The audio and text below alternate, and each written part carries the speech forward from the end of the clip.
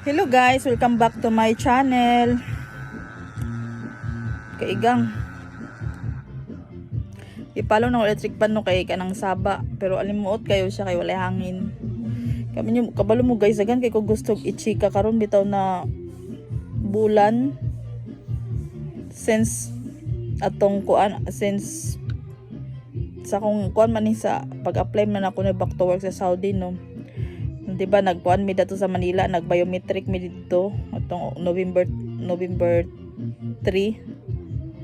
and then gipakuha ko NBI, kaya akong NBI is na expire na to October 15.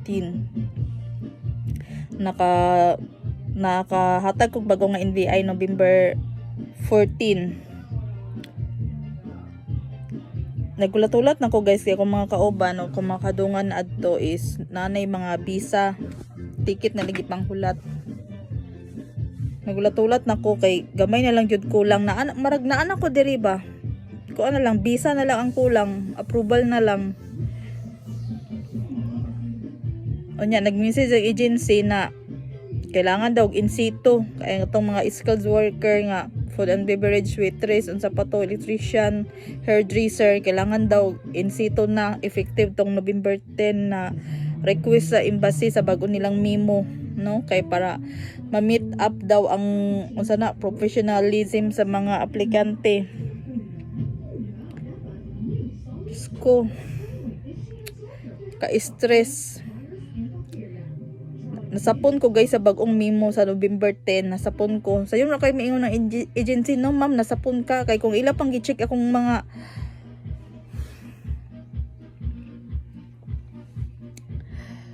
sa akong side.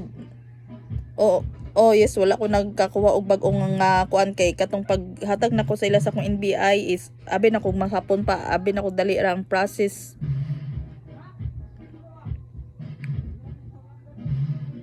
August pa to, August. Tapos September, October 15, August ko naghatag sa akong NBI, the expire siya October 15. Then kadua ko nag-medical kay sa first na medical is napalya ko. First clinic is napalya ko na sila daw sila na kita sa kong x-ray na something nga gamay na scars no. Sa kong pagkaibalo guys, healthy jud kay ko ba. Gikan na ba ako dito na trabaho. Wa jud ko anak ko. Aberya. So gibalin ko sa laing clinic mo dito na fit. Aya pa ko na fit tanan. So nagasto na pud ko. Aside itong first gasto na ko na first medical. Dili lalim ang pliti-pliti ang gasto. Gipush jud nako. Hantod na gi-schedulean mig kuan biometric. So ang mga agency pod unta no, mga agency gina-check pod unta nilang papers kung unsa mga pa-expire na. Kay kami mga aplikante naka at least ang amo ang magpasa rag requirements.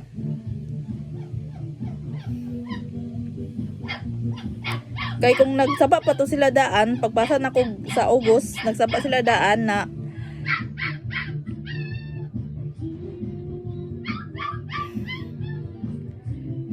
saba pa sila daan na ipakuha ko nilag bag-on na NBI. Dugay ra, hagbay ra. Nya ningon ra ba sila nga ningon ra ba sila nga nagsaba daw sila na kuan na magkuha otro NBI nga wala ra bagyod sa pagtuon nila sa aplikante. Dapat gina-check pod na nila nung mga papers no bawat isa. Kay ang uban man good guys dili sa para pa kuano, kay ang uban magsigig sa ilang office, magsigig cellphone, magsigig kuan dili ba lalim mo abroad, dili ba lalim ang aplikante unsay mga kuan din na magkuan ka kung ting duty nimo focus diya sa individual nimo nga mga aplikante. Focus silang requirements. Kung nabay pa-expire na, nabay unsa ba, aberya, nabay kuan unsay buhaton, ay pasigig message diya, ay pasigig Facebook, sigig kuan games dira pag-focus. Kapoy kay guys, ka stress kay sa nga tanan. Nya dili na ko ganan mag-assessments in situ kay nakoy kuan, nakoy kanang certificate waitress gikan ba ko dito, so gitagaan ko Pero mag-insito guys, mag-assessment. Wala na ako panahon, gusto na kong trabaho. Hindi na ko ganahan ana. Kailangan na pud ka na mag-training. Kanang naana bitaw ka sa tuktok na eskwela pa ko na balik mo train pa ko. Stress ka na sakit akong ulo gabi eh.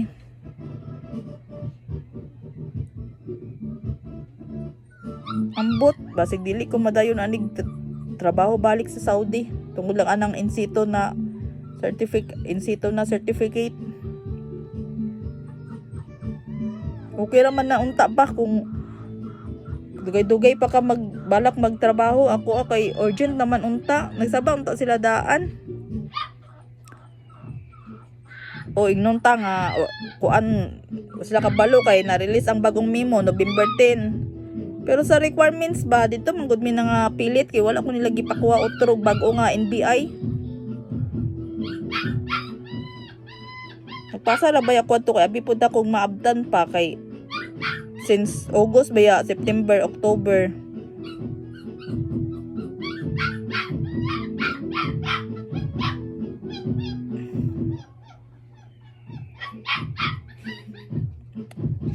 Kapoy kay mga plague abroad.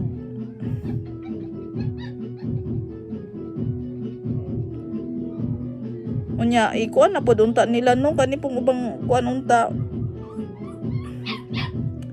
I-approve na po unta nila ning naay mga employment certificate ba kay nakatrabaho ba yan na mo ganin naka-employment certificate kay nakatrabaho ka waitress, nakatrabaho ka ana. Labi na tong mga ex-abroad. Ilang tapod ni ila tagaan po dong nila gamay nga kuan, gamay nga excuse. Tagaan day kag certificate of employment kung wala ka experience ana didto. Trabaho mo kailangan namo kay sa kuan bitaw no kay sa tinuod lang uban training, uban gipang eskwelahan dia sa TESDA. Dili na siya maabot dito sa laing nasod, dili man na siya maano di ma-apply ang uban, di ma-apply. Ang importante dito maayo ka mo trabaho, masabtan nimo ug ma-memorize nimo ang mga kuan dito pangtudlo mo nang kuan dito. Eskwela pa kabalik. Tudloan pa kag mga ini kung tudloan pa kag mga table set up, table sitting sa tibok kalibutan, kulang na lang tibok kalibutan ipang tudlo sa imuha dira, marag imong utok, marag pag-abot dito wa man day na kuan na apply kay kung sa ilang gusto nga table sitting maura na wala na ilaing nasod, maura na diya, maura nang kuan tanang country, maura nang gamiton nga table sitting ang tudlo dito sa uban lahi nga mga country ay mo table sitting.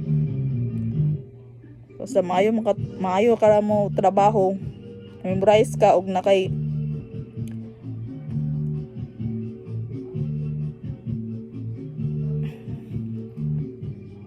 ay ambot kay stress jud kay sa nga tanan baka stress. Ambot sa ending ani, mo ending wala. Kung wala ko ending ani. Ambot. Akong una-una man gud ang gasto, nagkalon-loan pa ko sa akong bangko. Nakautang na napakoy utang sa akong igsuon. Yung ma-ending na rin sa inani.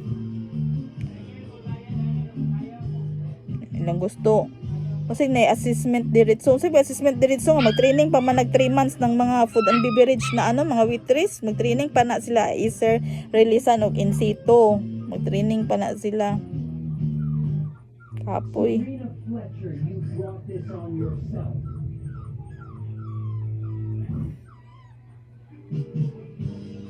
Ambot madayon ba ni nako na discourage nako, nawalan ko gana, nahugno gid ko guys. Lagi nawalan ko ganahi ani nga kuan agency iya lang agi abot pa dito ng agency sa Manila, stricto pa kay mugot pa kay mga naong ganahan gamay pa kay sweldo. Ang sweldo sa una karon sa kuan sa Middle East maura gyapon, nagmahal ng mga palitonon og cost of living dito, cost of living dito sa Pinas, ang mahal na ang sweldo mo, rugya po minimum.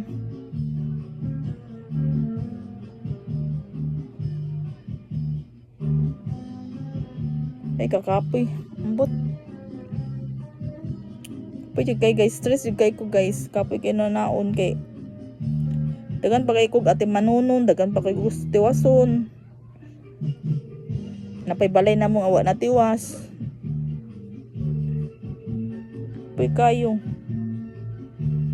Basta, di ko ganahan magkuan oy. Di ko ganahan magkuan na. Magtisda-tisda pa. Gusto na kog trabaho. Kapuyan ako.